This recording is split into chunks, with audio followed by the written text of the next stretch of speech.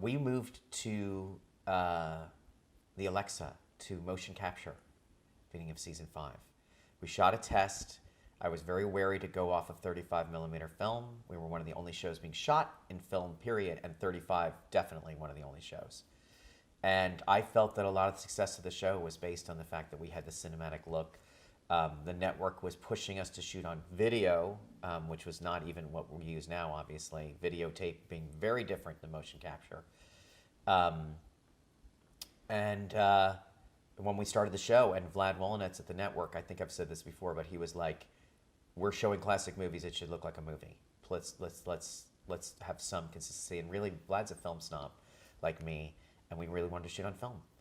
And I asked a bunch of people about this move.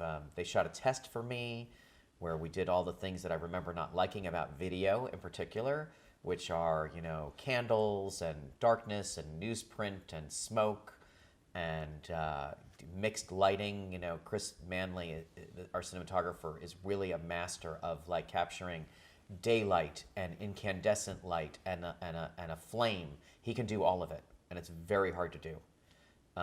Fluorescent, incandescent, and daylight mix all the time in the sets, and very few. You hold up a piece of paper and people are wearing white. All these things that cinematographers usually can't deal with, and Chris is very gifted. And that in the end, that's what swayed me. I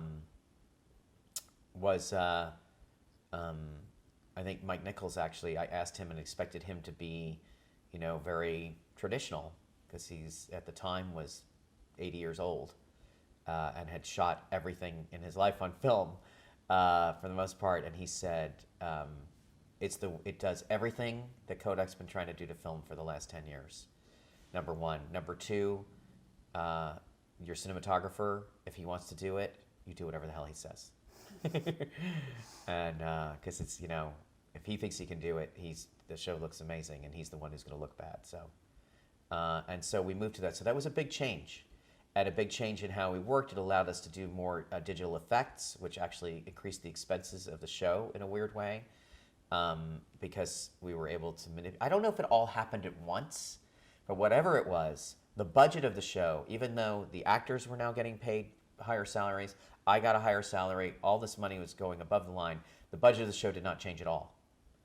And it was a constant battle all the way down to the finale of the show,